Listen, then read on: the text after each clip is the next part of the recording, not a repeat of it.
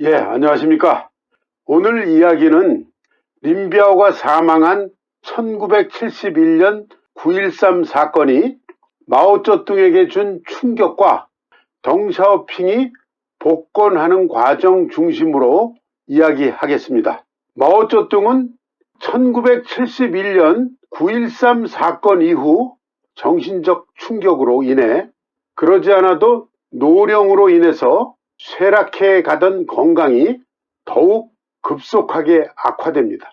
개인 숭배를 부추기고 천재론을 입에 달고 다니면서 선동하던 린비아오가 자신을 암살하려던 쿠데타의 주동자였다는 점이 충격이었겠죠.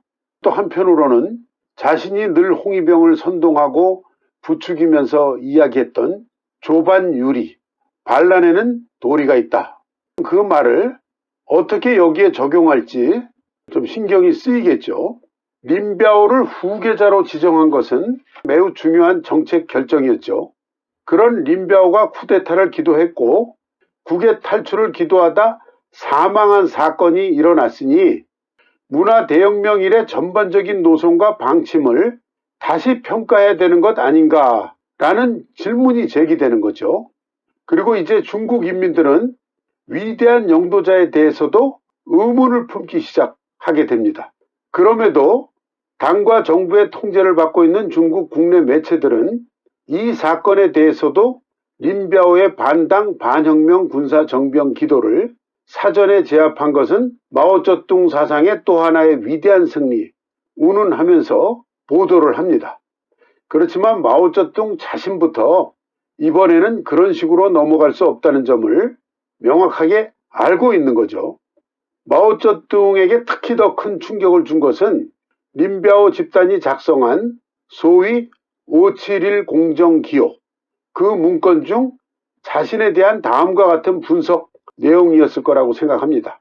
그는 오늘은 이것으로 저것을 타격하고 내일은 저것으로 이것을 타격한다. 간부를 선동해서 군중과 싸우게 하고 군대를 선동해서 군대와 싸우게 하고 당원을 선동해서 당원과 싸우게 한다. 모순을 만들고 분열을 만들어서 분열시켜 통치하고 각계 격파해서 통치 지위를 유지한다. 오늘은 감언이설로 어떤 사람을 꼬드기고 내일은 그 사람에게 날조된 죄를 뒤집어 씌운다. 처음에는 그에게 지켜 세워졌다가 나중에 정치적 사형을 당하지 않은 사람이 누가 있는가? 펑더와이, 류샤오치, 덩샤오핑, 이번에는 린비아오 부주석이다. 과거 그의 비서들도 대부분 자살하거나 수감되었다. 그의 몇 안 되는 전우와 측근들도 그에 의해 감옥으로 보내졌다. 심지어 그의 친아들도 그가 미치게 했다. 그는 의심광이요 학대광이다. 마오쩌둥은 이러한 5.17 공정기호 내용을 확인한 순간에 마치 거울 앞에서 온몸이 발가벗겨진 상태에 자신을 보는 느낌이었을 거라고 짐작됩니다. 득이양양하고 오만했던 사이코패스, 최소한 소시오패스 성향이 강했던 마오쩌둥이 자신을 스스로 돌아보지 않을 수 없는 상황에 처했을 거라고 생각합니다. 자신이 기획 발동한 무상계급 문화대혁명의 지속과 그에 대한 역사적 평가가 자신의 의도한 바대로 유지되기 어려울 것이라는 점을 감지했을 것이고 그에 따라서 자존심이 아니라 자만심이 훼손되었을 거라고 생각합니다. 급속하게 의기소침, 건강 상태는 매우 악화되었습니다. 그래서 마오쩌둥은 당 중앙의 일상 업무와 중앙군사위원회 업무를 저우얼라이와 예제닝에게 분담해서 주재하도록 합니다. 즉, 당 중앙과 국무원 외교 방면의 업무는 저우얼라이가 주재하고 군대 관련 업무는 예제닝이 주재하고 주요 문제 토론 시에는 총리인 저우얼라이가 참가하도록 합니다. 그리고 문화혁명 관련 업무는 장칭을 중심으로 하는 소위 4인방이 담당하는 권력 분담 구도를 형성합니다. 9.13 사건 이후에 권력 투쟁 구도는 원래 린비아오 집단과 장칭 집단 간의 투쟁에서 이제는 저우얼라이와 예제닝을 대표로 하는 혁명 1세대 원로 그룹과 장칭을 포함한 4인방을 대표로 하는 문화혁명 주도 세력 간 권력투쟁 구도로 바뀝니다. 이것이 중국 공산당 역사와 중국 현대사에서 매우 중요하고 의미 있는 변화의 시작이 됩니다. 저울라이는 이 같은 국면의 기회를 최대로 활용해서 한편으로는 문화혁명 과정에서 파괴된 경제, 정치, 조직, 외교 등 영역의 국정 운영 정상화를 추진하면서 또 한편으로는 문혁 과정에서 숙청된 혁명 1세대 원로 간부들을 사면 복권시키는 데 주력합니다. 1967년에 소위 2월 역류 사건에 연관돼서 문혁 과정에서 린비아오 집단과 장칭 집단에 의해서 모함당하고 숙청당했던 천인, 로레이칭, 탄전린 등이 복권 복직되었고 문혁 기간 중 박해 속에 죽은 허롱 등의 명예도 회복됩니다.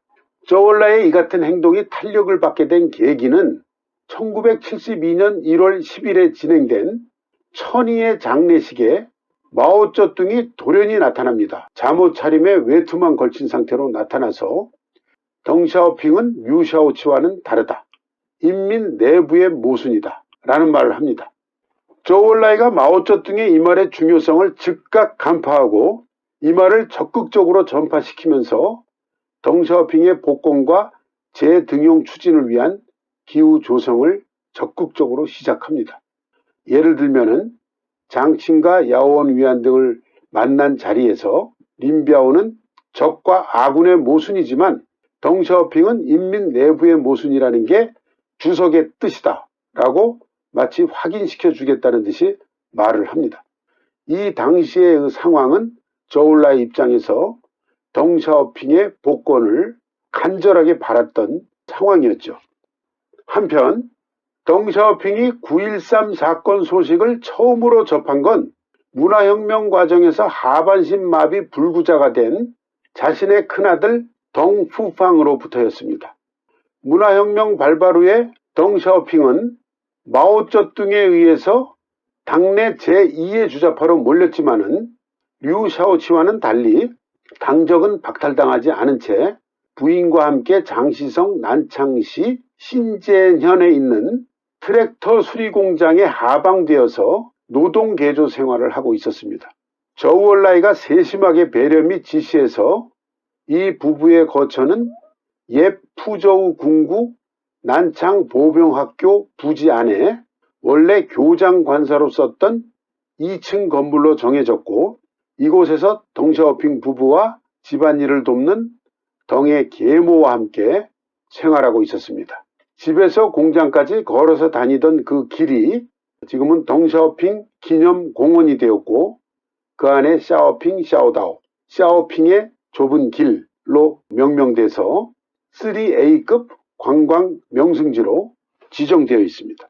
이 사진이 샤오핑 샤오다오, 샤오핑 부부가 집에서 공장까지 걸어 다녔던 그 길, 그리고 덩샤오핑이 도시락을 들고 일반 노동자의 모습으로 공장에 가는 모습을 그린 그림입니다. 그때 그 상황은 덩샤오핑의 셋째 딸인 덩롱이 나의 아버지 덩샤오핑, 워더 푸친 덩샤오핑 이란 덩샤오핑의 전기를 출간했습니다. 그 책 내용을 저도 참고를 했습니다.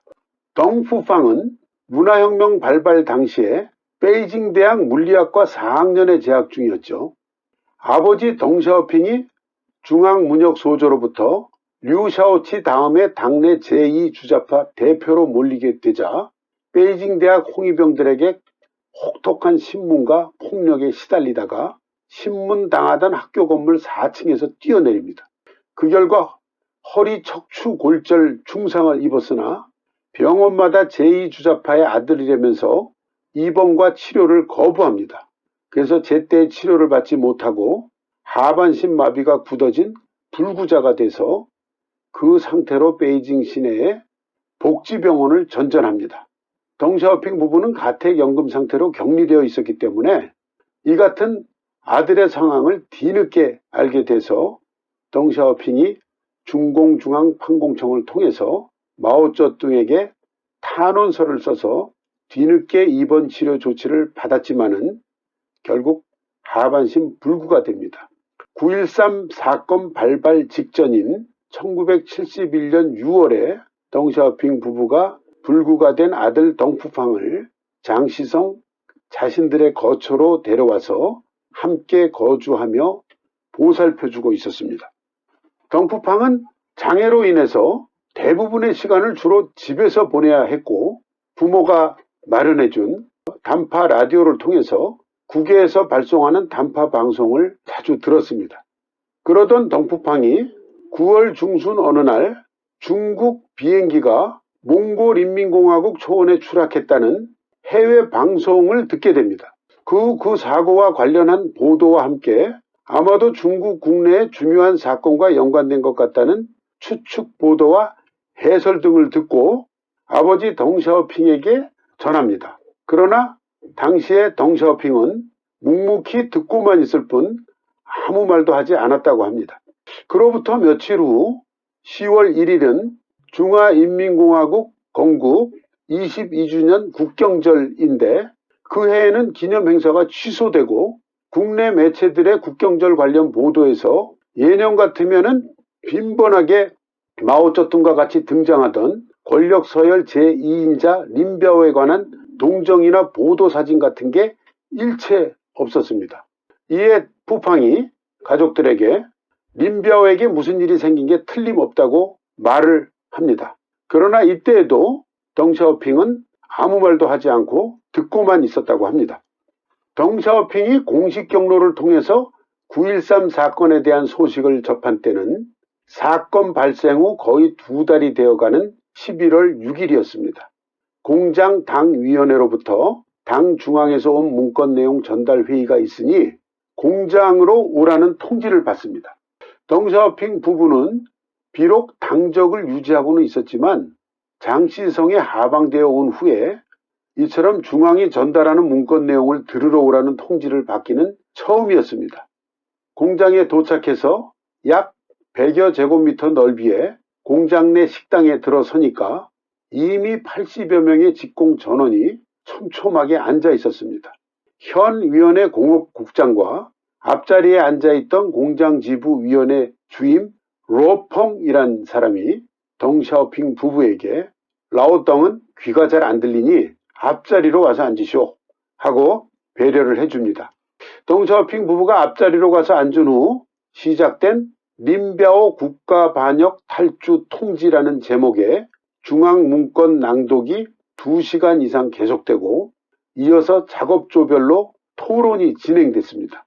덩샤오핑 부부도 자신의 작업조에서 직공들이 토론하는 걸 묵묵히 듣고만 있었는데 러펑 주임이 라오덩 부부는 문건을 가지고 집에 가서 보세요 하고 배려해 주어서 이 부부는 오후 1시 반경에 집으로 돌아옵니다.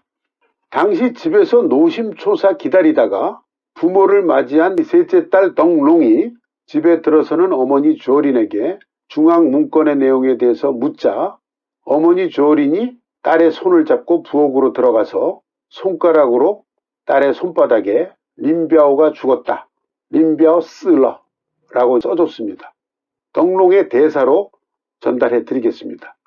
손바닥 감각을 통해서 그 뜻을 알아차린 직후 나는 마치 온몸의 피가 머리로 몰려오는 것 같은 흥분과 감격을 느꼈다.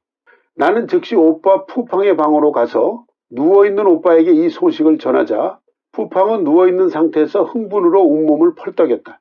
아버지 덩샤오핑은 계속 선체로 담배를 피우면서 가족들을 말없이 바라보고 있었으나 평소와 달리 흥분과 감격을 감추지 못했고 다음과 같이 한마디 했다. 린비아오가 죽지 않는다면 하늘이 용납치 않을 것이다. 린비아오 뿌망 텔리 뿌롱. 그로부터 이틀 후인 11월 8일에 덩샤오핑은 생각을 정리한 후 마오쩌둥에게 편지를 씁니다. 문화혁명 발발 후에 베이징에서 마지막으로 마오쩌둥과 대화를 나누고 자택 격리 후에 장시성으로 하방되어 온 후 마오쩌둥에게 직접 편지를 쓴 적이 없었습니다. 가정일이건 모든 일을 당시 중앙판공청 주임인 왕동싱에게 편지를 쓰거나 마오에게 하고 싶은 말도 왕동싱에게 전해달라고 부탁을 했었는데 이번에는 사건이 워낙 중대했고 타고난 정치적 감각으로 이 사건이 자신이 다시 복귀할 수 있는 절호의 기회가 될 것이라는 걸 감지했기 때문입니다. 마오쩌둥에게 보낸 덩샤오핑의 편지 내용을 간단히 소개해드리면 주석의 배려하에 장시에 온 지 만 2년이 되었습니다. 이 2년간 저는 매일 오전에 공장에 가서 노동을 했고 오후와 저녁에는 책과 신문을 보고 방송을 듣고 일부 가사 노동을 하고 공장에 가는 것 외에는 외출을 하지 않고 외부와는 단절된 생활을 하고 있습니다. 이 기간 동안 저는 주석의 지시를 준수하여 노동과 학습을 통해 스스로 자아 개조를 위해 노력했고 친척 외에는 누구와도 왕래하지 않았습니다. 저 개인은 어떤 요구도 없습니다. 오직 어느 날 당을 위해 일할 수 있기를 희망합니다. 물론 일부 기술적 성격의 일을 하고 싶습니다. 저는 아직 건강이 좋은 편이라 몇 년 더 일하고 싶습니다. 그리고 끝으로 자신의 자녀들 일을 도와달라고 요청합니다. 저와의 관계 때문에 제 아이들도 조직의 배려를 받지 못하고 비교적 좋은 분배를 받기도 불가능합니다. 우리 부부의 나이가 많아서 자녀들 걱정을 안 할 수가 없습니다. 아이들이 제가 일하는 곳과 가까운 곳으로 분배받을 수 있기를 바랍니다. 가장 좋은 것은 도시의 공장에서 노동자로 일하며 고정 수입을 가질 수 있는 것입니다. 물론 딸아이가 하고 싶어하는 의학을 공부할 수 있다면 더욱 좋습니다.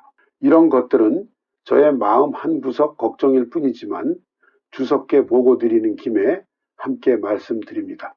덩샤오핑이 이런 내용을 덧붙인 것은 마오쩌둥이 냉정할 땐 냉정하지만 이런 개인적인 어떤 감정 이런 데는 매우 민감하고 감정이 풍부한 점이 있다는 것을 잘 알기 때문이라고 할 수 있습니다. 덩샤오핑은 하방 이후의 경험을 통한 감각으로 이 편지가 마오쩌둥에게 전달될 거라고 믿었습니다. 덩의 기대와 예상대로 이 편지는 당시 중앙판공청 주임 왕동승에 의해 마오쩌둥에게 전달되었고 이 편지가 이후 덩샤오핑의 정치 생명과 중국 현대사의 방향을 바꾼 매우 중요한 편지가 됩니다. 1972년 1월 10일 마오쩌둥이 천이의 장례식에 불쑥 나타나서 덩샤오핑은 류샤오치와 다르다. 인민 내부의 모순이다. 라고 말한 그 시점을 보면 그때 마오쩌둥은 이미 덩샤오핑이 1971년 11월 8일에 써서 보낸 그 편지를 읽고 난 후에 했다고 판단됩니다. 덩샤오핑의 편지를 본 후에 마오쩌둥이 왕동승에게 이렇게 말했다고 합니다. 자네 어떻게 이렇게 무심했나? 기분이 좋아진 거죠. 그러자 왕동승이 주석이 시키는 대로 전 했을 뿐입니다. 그러자 마오쩌둥이 덩이 보낸 편지 겉봉에 정치국의 인쇄 배부, 덩의 가정일은 왕동승이 처리, 피시라고 그러죠. 이렇게 써서 왕동승에게 넘겨줍니다. 마오쩌둥의 이 간단한 메모 지시 이후에 덩샤오핑 가족의 생활 조건은 확연하게 달라집니다. 월급이라든가 그리고 자녀들 교육, 일자리 배치 문제 이런 것들이 즉각 효과가 다 나타납니다. 그리고 덩샤오핑은 복권되어서 베이징으로 돌아가고 중앙 정치 무대에서 활동을 재개하게 됩니다. 마오쩌둥은 성격이 매우 감정적이었고 당시에는 린비아오 사건으로 인한 충격 속에 허탈감과 불안감 속에 사퇴 수습 방안에 고심하고 있던 그런 때였죠. 바로 그때 덩샤오핑의 편지를 받았던 겁니다. 또 한편 마오쩌둥은 원래 덩샤오핑의 재능을 중시했고 그래서 언젠가 다시 등용할 것을 염두에 두고 한 지시라 할 수 있습니다. 덩샤오핑은 이 같은 마오의 심리를 간파하고 적시에 편지를 썼다고 할 수 있겠습니다.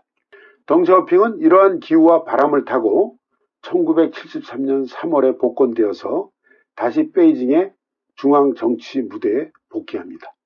1973년 2월 22일에 덩샤오핑 부부와 가족이 장시성 신제년의 거처를 떠나서 난창역에서 열차를 타고 베이징역에 도착한 후에 마중 나온 차를 타고 준비된 거처에 도착합니다. 베이징에 돌아온 직후 1973년 3월에 국무원 부총리에 임명되고 이어서 8월에는 중공 제10차 전국 대표대회에서 중공중앙위원으로 당선되고 12월에는 중앙정치국 위원과 중앙군사위원회 위원이 됩니다. 오뚜기, 뿌다옹이라고 그러죠. 일생에 3번 숙청되었다가 3번 다시 일어나서 복권되는데 첫 번째가 1933년 장시성 레이진의 중앙소비에트 지구 시기입니다. 그때 우파 기회주의자로 몰려서 직무를 박탈당한 후에 한동안 매우 곤란한 처지에 있다가 1935년 준위회의 이후에 완전히 회복돼서 마오쩌둥과 함께 장정도 참여하고 항일전쟁, 혁명전쟁 시기에 중요한 공도 많이 세웁니다. 두 번째 그 고난의 시기는 1966년 문화대혁명 발생 후에 당내 제2의 주자파로 몰려서 직무를 박탈당하고 노동 개조 생활을 하다가 1971년 9.13 사건이 발생한 후 복권이 되죠. 그리고 세 번째는 저울라이가 1976년에 죽습니다. 그해 청명절에 저울라이의 죽음을 애도하는 인민들이 천안문 광장에 모여서 결국은 4인방에 대한 불만이 폭발하면서 시위가 일어나고 이때 4인방에 의해서 그 사건의 배후 조종자로 모함을 쓰고 결국 마오쩌둥도 덩샤오핑을 의심하고 직무를 박탈하고 또 가택연금을 시킵니다. 그리고 마오쩌둥이 이제 사망한 후에 4인방이 타도된 이후에 다시 또 복권되죠. 그게 이제 세 번째 숙청과 복권입니다.